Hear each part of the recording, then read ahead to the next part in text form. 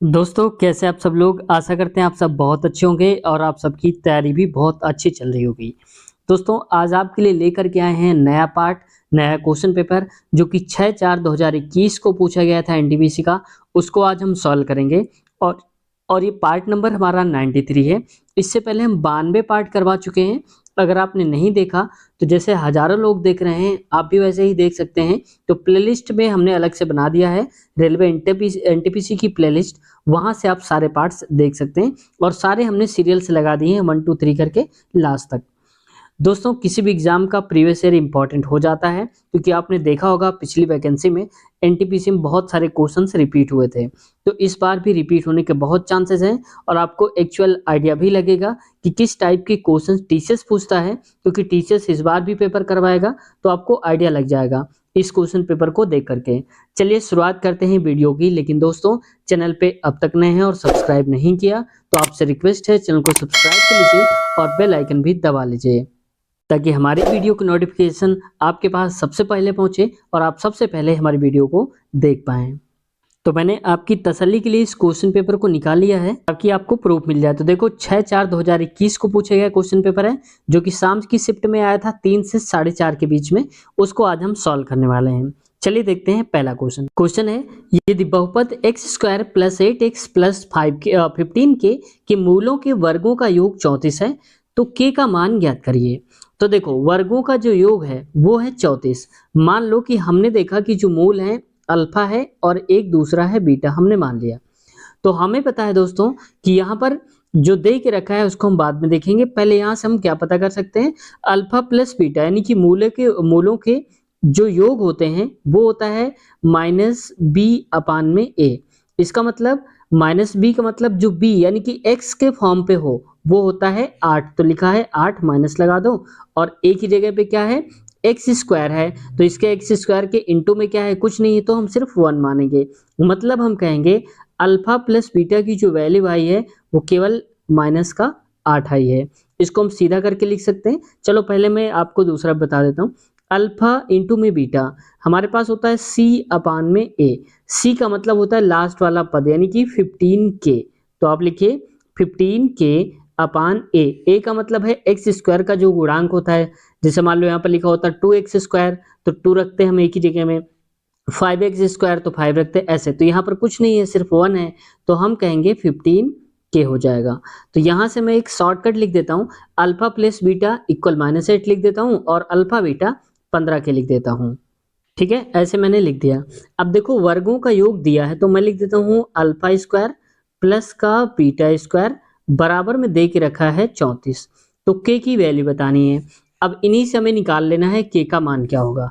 तो देखो हमें पता है इस फॉर्म पे अगर हम बनाएंगे तो अल्फा प्लस बीटा, इसका अगर आप होल स्क्वायर कर देंगे तो हमारे पास आता है अल्फा² प्लस का बीटा² प्लस 2 अल्फा बीटा, यानी कि a की जगह में अल्फा है और b की जगह में क्या है, बीटा है। तो अल्फा प्लस बीटा की जगह पे दिया है -8, तो -8 का होल स्क्वायर हो जाएगा बराबर में अल्फा² प्लस बीटा², यहाँ दे के रखा है 34 क्योंकि वर्गों का योग तो दिया है ना, तो ये हो जाएगा 34 बराबर में 2 अल्फा इंटू में बीटा, यहाँ पर प्लस है बराबर नहीं, माफ कीजिएगा, यहाँ पर प्लस कर लीजिए। मैं इसको और थोड़ा सही कर देता हूँ वरना आपको कंफ्यूजन हो जाएगा, ये प्लस है, ठीक है। 2 अल्फा इंटू बीटा कितना है 15k, तो 15 दूनी 30 हो जाएगा। चलो अच्छा मैं लिख देता हूँ 15k, ये इंटू है यहाँ पर, पॉइंट मत समझना। तो 8 64 बराबर में 34 प्लस का 30k हो जाएगा। तो आप आसानी से यहाँ पर 34 है, आसानी से आप k की वैल्यू निकाल पाओगे, तो इसको आप इधर कर लो, 34 ये हो जाएगा, यानी कि मैं यहाँ लिख देता हूँ 30k बराबर हो जाएगा यहाँ पर 64, ये 64 है, 64 में से ये हटा दो 34, तो ये हो जाएगा 34। तो देखो 30k बराबर हो जाएगा 64 में से 34 गया तो आएगा कितना 30, तो k की वैल्यू क्या हो जाएगी 30/30, यानी कि कट जाएगा तो k की वैल्यू क्या आ जाएगी, केवल 1 आ जाएगी। तो बस सही उत्तर क्या हो जाएगा 1, तो ऑप्शन नंबर पहला वाला करेक्ट आंसर हो जाएगा हमारा। आगे बढ़ते हैं, अगला है निम्नलिखित को हल करें। अब देखो मैंने बताया था कल के पार्ट में कि आप सबसे पहले देखा करो कि ब्रैकेट छोटा वाला कहाँ पर है, तो छोटा वाला तो इसमें बहुत सारे लगे हुए हैं।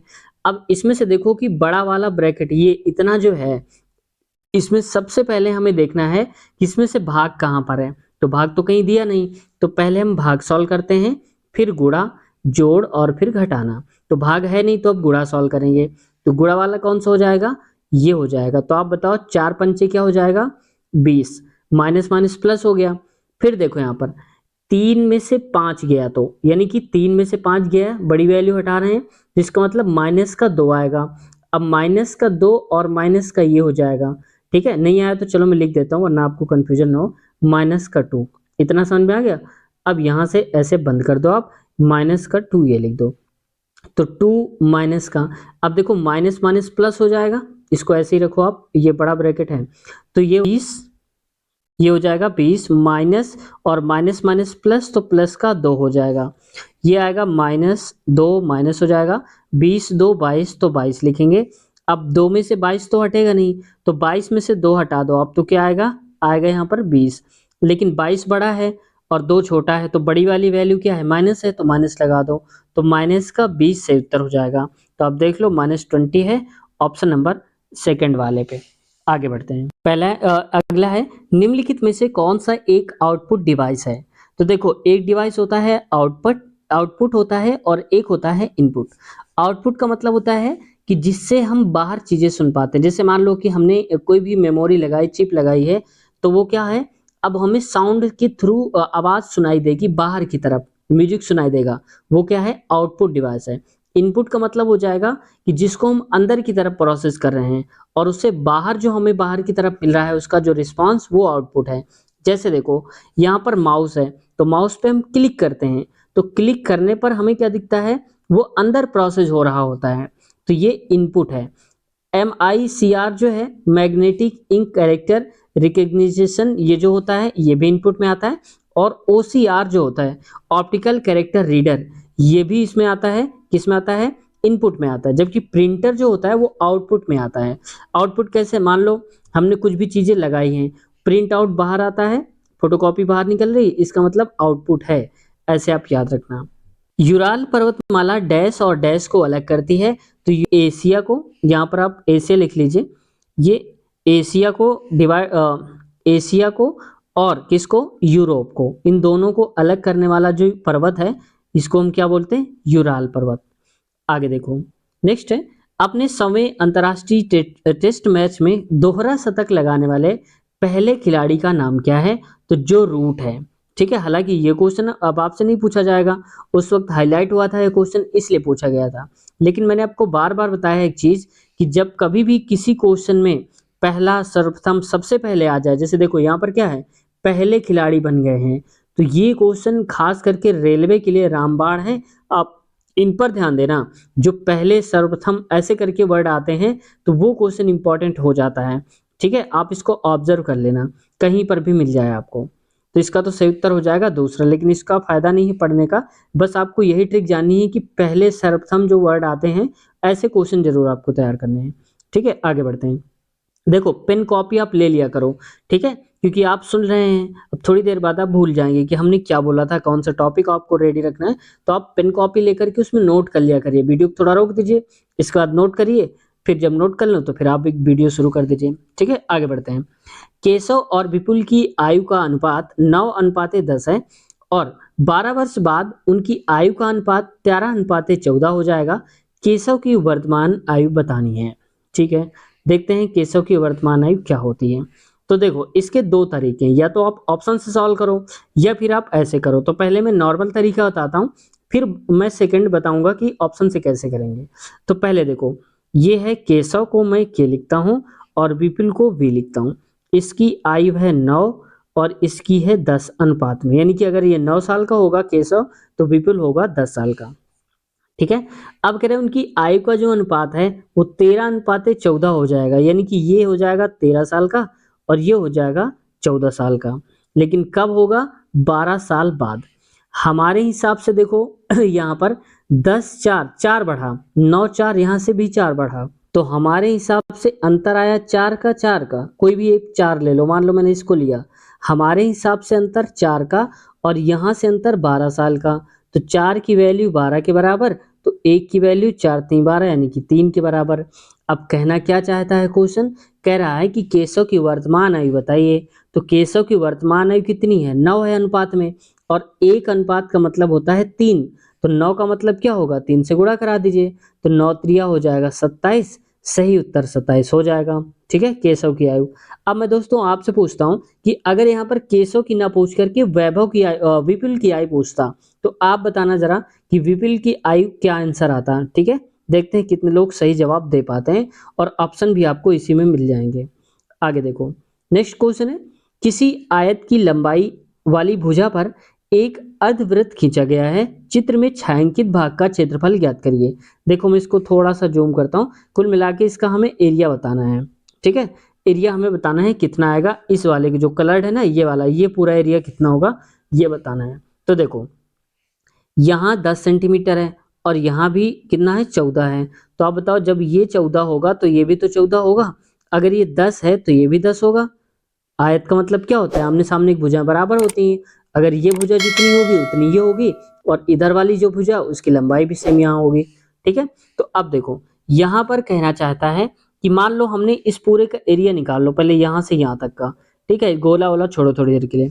तो लंबाई कितनी है, 14 है, तो हमें पता है कि आयत का क्षेत्रफल क्या होता है, area of rectangle, L into में बी, और एल का मतलब लेंथ, लेंथ कितनी है 14 सेंटीमीटर, ब्रेथ यानी कि चौड़ाई है 10 सेंटीमीटर, तो बराबर जो एरिया आएगा वो 140 सेंटीमीटर स्क्वायर आएगा, यानी कि इस पूरे का एरिया जो आया है वो 140 आया है।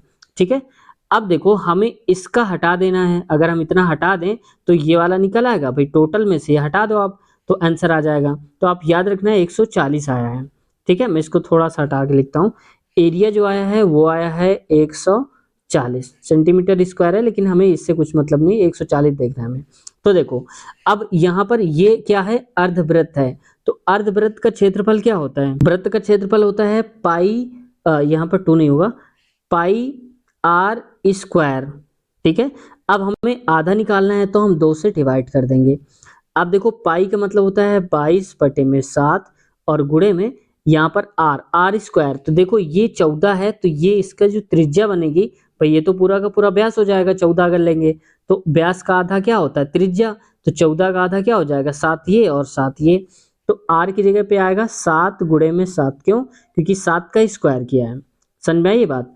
अब देखो बटे में 2 लिखा था, आप लिख दो उसको, 7 से 7 कटा, ये 2 से 2 यानी कि 2 एक कम 2 एक कम, 11 गुणे में 7, तो 11 सते 77 हो जाएगा, तो इसका जो एरिया है वो 77 आया है, जबकि इसका एरिया आया है 140।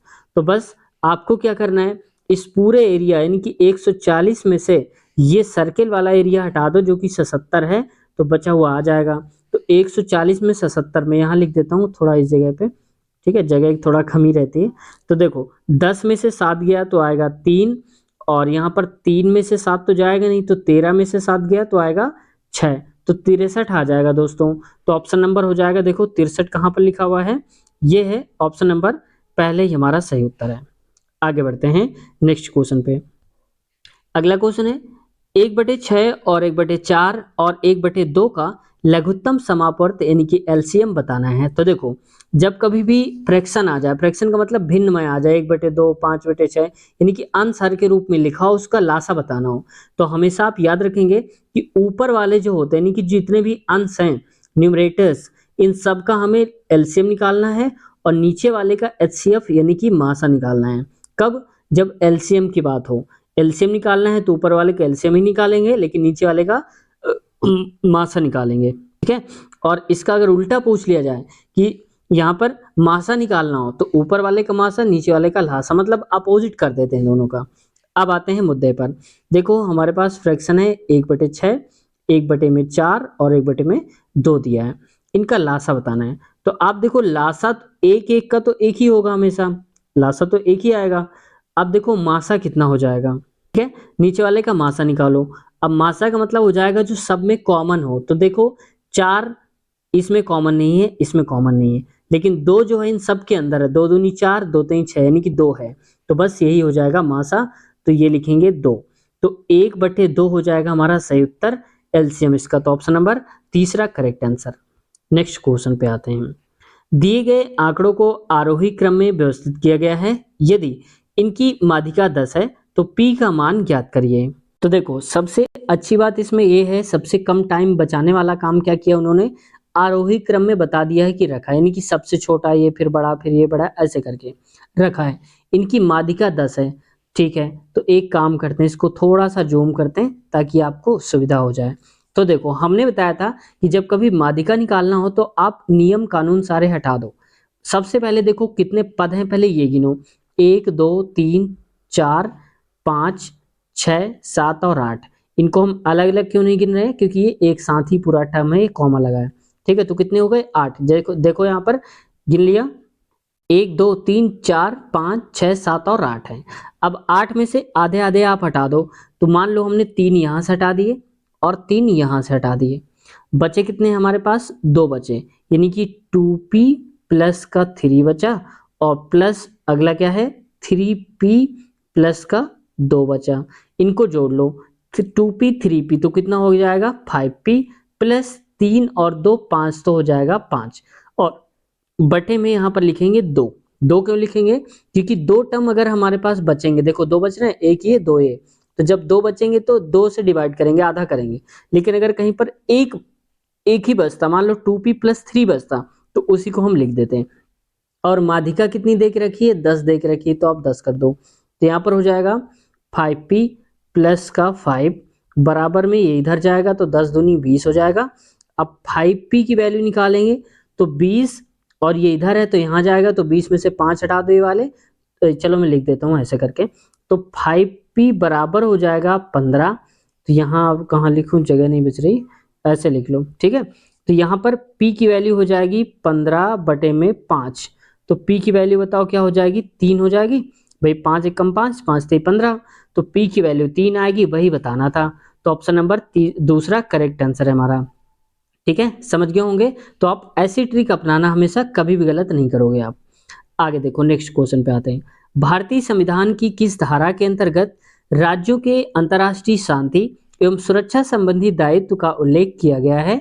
तो ये भारत की नीति निर्देशक जो तत्व आते हैं दोस्तों, ये हमेशा किस में होते हैं, जिसमें बताया गया है कि राज्यों के अंतर्गत जितनी भी शांति और सुरक्षा है उसका दायित्व लिखा गया है, उसका उल्लेख किया गया है।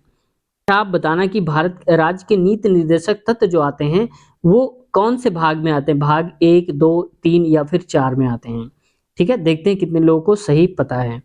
अगला क्वेश्चन है, बुद्ध चरितम नामक महाकाव्य किसने लिखा था। तो ये लिखा था अश्वघोष ने, ठीक है। देखो कई बार क्या हुआ था कि पिछली बार जो पेपर हुआ था एनटीपीसी का और ग्रुप डी, दोनों में ये देखने को मिला था बहुत सारे क्वेश्चन में कि उन्होंने रचनाएं पूछ ली थी, और रचनाएं ऐसी पूछी थी जो पुरानी हैं। जैसे मान लो बुद्ध चरितम जो है अश्वघोष की है, तो ये पूछा था। एक पूछा था अष्टाध्याय, याद रखना, ठीक है, अष्टाध्याय भी पूछा गया था एक बार पाणिनि, तो ये भी आप याद रखना। आगे बढ़ते हैं, नेक्स्ट क्वेश्चन है, अब्दुल को 70,000 की धनराशि पर 12% वार्षिक ब्याज की दर से एक निश्चित अवधि में साधारण ब्याज के रूप में 12,600 प्राप्त हुए, ठीक है। अवधि ज्ञात करिए, कितने साल में ऐसा हुआ होगा। तो देखो टोटल पैसे कितने जमा करे 70,000, और ये क्या है साधारण ब्याज की बात हो रही है, तो साधारण ब्याज जो है वो 12,600 है। तो हमारे पास फार्मूला होता है SI सिंपल इंटरेस्ट बराबर P यानी कि प्रिंसिपल मूलधन गुणे R रेट ऑफ इंटरेस्ट अपान में T टाइम यानी कि समय बटे में 100। अब देखो SI मतलब ब्याज कितना मिला है, तो ये दिया है 12,600, तो आप लिखेंगे 12,600 बराबर प्रिंसिपल मतलब कितने रुपए 70,000, तो लिखेंगे 70,000। दर कितना है, दर 12% है, और टी यानी कि टाइम ही तो हमें बताना है, देखो अवधि बताना है, तो अवधि की जगह में आप टी ही लिख दो। डायरेक्ट यहाँ पर नीचे 100 करेंगे, 00 से 00 कट जाएगा, और अगर कुछ कट रहा है तो और भी काट दो। देखो ये 2 जीरो, ये 2 जीरो से कट जाएंगे, ठीक है। अब आगे आते हैं, तो टी की वैल्यू हो जाएगी यहाँ पर, मैं डायरेक्ट इनको नीचे भेज देता हूँ, तो ये 126 बटे में ये 7 गुणे में 12, ठीक है, ये आएगा। इसको काट दो, अगर आप कट रहा होगा तो ये देखो कट रहा होगा शायद, 7 एकम 7 7 एकम 7 5 बचा, तो ये हो जाएगा 56, तो 7 अठे 56 हो जाएगा। फिर ये कट रहा होगा 6 से, तो 6 दूनी 12 6 त्रियां 18, मतलब 3 बटे में 2 आएगा। भाई ये 3 बचा हमारे पास, ये 2 बचा, तो 3/2। तो जो टाइम है दोस्तों वो हो जाएगा 3/2 वर्ष, यानी कि इतने साल का। तो 3/2 कहाँ पर है? ऑप्शन नंबर दूसरा करेक्ट आंसर है। देखो आप ये वाला दे के रखा है। आगे बढ़ते हैं क्वेश्चन पे। नेक्स्ट है, वर्ष 2009 में भारत ने इनमें से किस देश के साथ एंटी माइक्रोबियल प्रतिरोध के क्षेत्र में सहयोग हेतु एक समझौता ज्ञापन पर हस्ताक्षर किए थे? अब देखो 2009 की बात हो रही है और पूछा कब गया है? अब पूछा गया है 2021 के पेपर में, जो आप सॉल्व कर रहे हैं 21 का ही तो है। तो देखो कितना भारी गैप है यहाँ पर। ऐसे क्वेश्चन भी 2-4 रेलवे कभी कभार डाल देता है, हर सेट में तो देखने को नहीं मिलते हैं, लेकिन किसी किसी सेट में क्वेश्चन डाल दिए जाते हैं। तो अब ये क्वेश्चन अगर आएगा, तो अगर बाकी लोग नहीं कर पाएंगे तो आप लोग वीडियो अगर देख ले रहे हैं, आपको पता हो जा रहा है, तो आप इसको जरूर सही करके आएंगे। ठीक है, तो एंटी माइक्रोबियल प्रतिरोध जो है वो किसके लिए समझौता ज्ञापन पर हस्ताक्षर किए थे? तो स्वीडन ने। तो ऑप्शन नंबर चौथा करेक्ट आंसर हो जाएगा। आगे बढ़ते हैं। पहली संख्या का 65% 130 है और दूसरी संख्या का 40% 100 है। पहली संख्या और दूसरी संख्या का अनुपात बताइए। तो पहली संख्या का 65% 130 है। मान लिया हमने कि एक संख्या है x है और दूसरी है y। x का 65% यानी कि 65%, तो परसेंट जब हटता है तो नीचे 100 आता है। ठीक है, और देखिए कितना रखा है? 130 होता है। तो काट दीजिए इसको, 13 कम 13, 13 पचे 65। तो ये हो जाएगा x बराबर, यहाँ पर 1 2 और 3 जीरो को किया आएगा और नीचे आ जाएगा 5। तो x बराबर हो जाएगा 5 दूनी में 10, यानी कि 200 हो जाएगा, जो x की वैल्यू है। ठीक है, पहले वाला मैं तो इसको हटा देता हूँ, चलो ठीक है रहने दो, आप कहेंगे क्या कर रहे हैं। तो देखो 40% जो है दूसरी संख्या कौन है? y है। इसका 40% 100 है। तो आप बताओ, जब 40% की वैल्यू हमेशा 100 है, तो इसको भी वही करना चाहो तो आप कर लो। तो 40% को हम नीचे लिखेंगे 40 और नीचे आएगा 100 और गुणे में कर दो y, क्योंकि y की वैल्यू है, बराबर में 100। तो देखो ये जीरो से ये जीरो कट गया। ठीक है, इसको आप इधर भेज दीजिए, तो ये कट जाएगा 25। चलो इसको मैं डायरेक्ट कर देता हूँ। 4 दूनी 8, 2 बचेगा, 4 पंचे 20, 25। तो 25 यानी कि ये हो जाएगा 250। तो 250 लिखेंगे और पहली वैल्यू क्या आई थी? 200 आई थी। तो मैं इन पूरे को हटाकर लिख देता हूँ ताकि आपको ठीक लगे। 200 और दूसरी वैल्यू 250।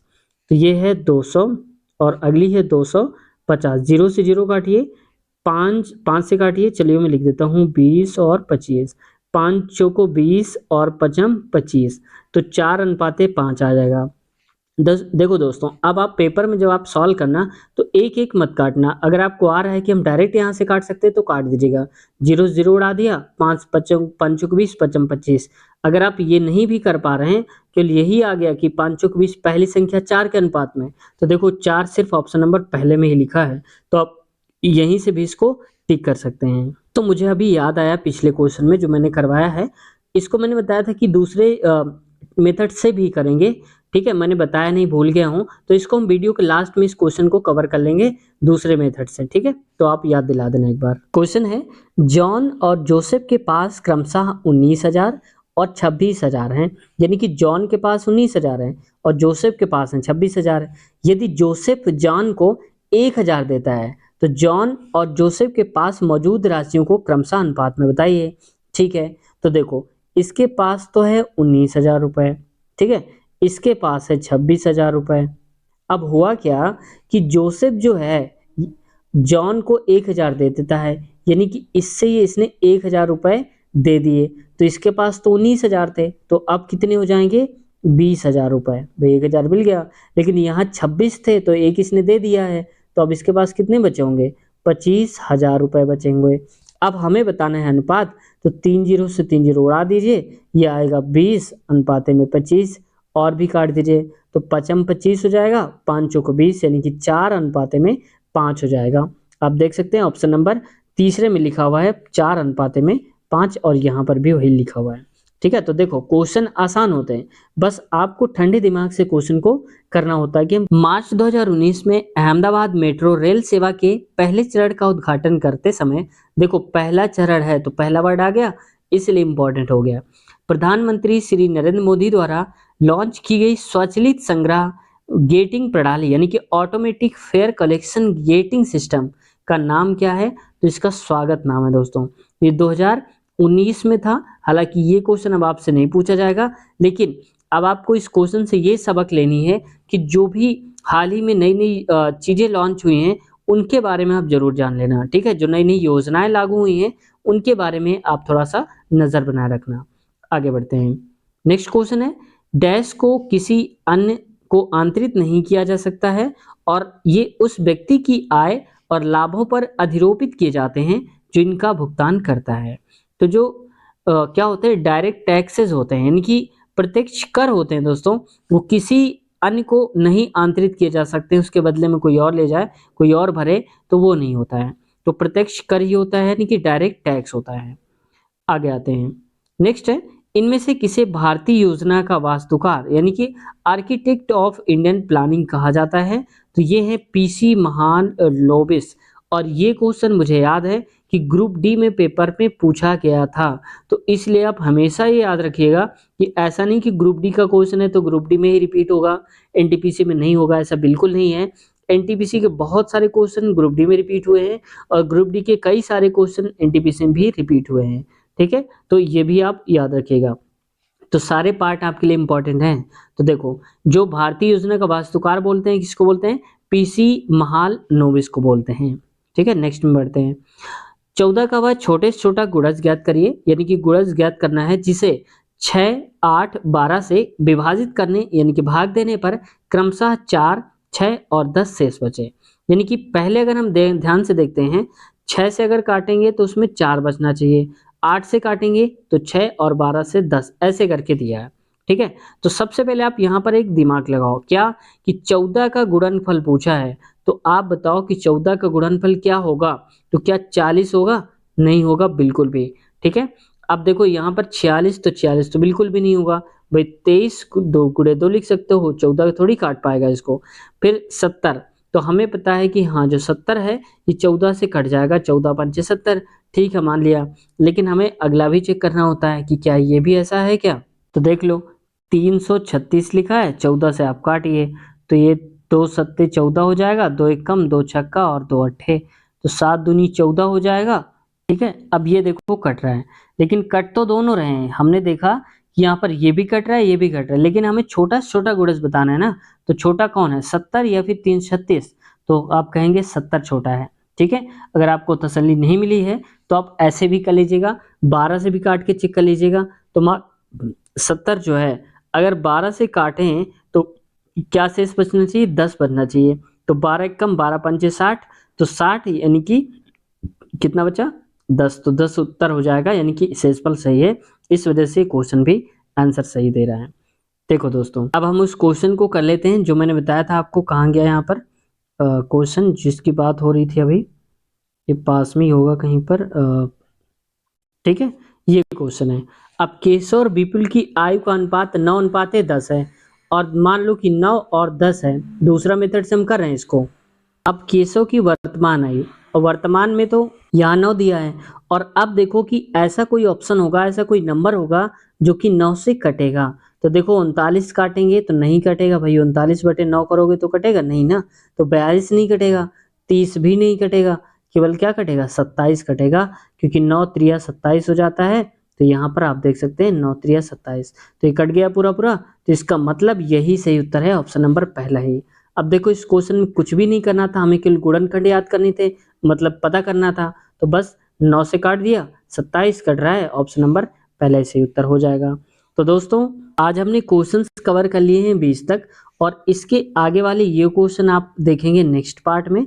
तो अगले पार्ट का अगर आप सोल्यूशन देखना चाहते हैं, अगला पार्ट की वीडियो चाहते हैं, तो इसी वीडियो के नीचे आप देख लीजिएगा, लिंक होगी, वहां पर लिखा होगा अगला पार्ट, सबसे पहली लिंक होगी, उस पर क्लिक करेंगे तो आगे के क्वेश्चन शुरू हो जाएंगे, अगला पार्ट शुरू हो जाएगा। अगर आप दोस्तों चाहते हैं कि हम शुरुआत से तैयारी करें, शुरुआत से सारे पार्ट्स देखें, जैसे हज़ारों लोग देख रहे हैं, तो आप भी हमारे चैनल के प्लेलिस्ट में आप देख लीजिएगा। वहाँ पर हमने अलग से प्लेलिस्ट बना दिया है, रेलवे एनटीपीसी पिछला पेपर, उस पे क्लिक करेंगे तो हमने सीरियल से सारे पेपर लगा दिए हैं। तो 1 से शुरू करिए, डेली 10-10 या 5-5 पार्ट देखिए, तो आप बहुत आसानी से और एक क्रम के साथ आप तैयारी कर पाएँगे और आपको एक्चुअल में आइडिया लगता चला जाएगा कि कैसा-कैसा बदलाव हुआ था पेपर में। ठीक है दोस्तों, आपका सिलेक्शन होना चाहिए, बस आप ये मान के चलिए आपको सिलेक्शन लेना है, कहीं से भी हो सिलेक्शन लीजिए। ठीक है, तो देखो साथ ही साथ मैंने आपकी बेहतरीन तैयारी के लिए एलपी टेक्नीशियन की भी प्रीवियस ईयर करवा दिए हैं और अभी भी करवाएंगे आगे भी, और रेलवे ग्रुप डी के भी बहुत सारे क्वेश्चंस करवा दिए हैं। ठीक है, और एनटीपीसी तो चल ही रहा है। साथ ही साथ आपकी डिमांड रहती है कि सर रेलवे का इंटरव्यू लीजिए, उनके कर्मचारियों का इंटरव्यू लीजिए, उनका सिलेक्शन कैसे हुआ, सैलरी क्या है, तो उनके बारे में भी आप जानना चाहते थे। तो हमने वहाँ पर ग्राउंड रिपोर्टिंग में ग्राउंड में जा करके हमने वहाँ पर उनसे मुलाकात की है, इंटरव्यू लिया है कि कैसा क्या होता है। तो रेलवे इंटरव्यू के नाम से अलग से आपको प्लेलिस्ट मिल जाएगी, वहीं पर आप देख लीजिएगा हमारे चैनल के इसी में। ठीक है, या फिर सारी वीडियोज़ जो मैंने बताई ALP technician, group D, NTPC, तो सबकी एक-एक वीडियो की लिंक आपको इसी वीडियो के नीचे मिल जाएगी, जिस वीडियो को आप इस वक़्त देख रहे हैं। तो डिस्क्रिप्शन में आप चेक कर लेना, तो सारी वीडियो की लिंक आपको यहाँ से ही मिल जाएगी। या फिर कमेंट सेक्शन में अगले पार्ट की वीडियो भी मैं लिंक कर दूँगा, पिन कर दूँगा, वहाँ से आप देख लेना। चलिए दोस्तों, क्योंकि टाइम भी हो गया है, आप भी अगला पार्ट शुरू करिए और उम्मीद है आप बहुत जल्द सिलेक्शन की तैयारी के नज़दीक आ रहे होंगे और आप तैयारी बेहतर कर रहे होंगे।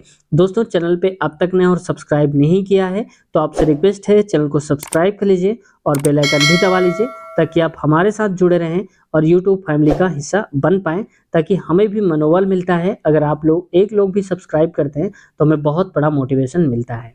चलिए मिलते हैं नए पार्ट में, अपना ख्याल रखिए, टेक केयर, बाय बाय। और अगर कोई क्वेश्चन है किसी टाइप का तो ज़रूर पूछिए कमेंट सेक्शन में, मैं आपका रिप्लाई देने की पूरी कोशिश करूँगा।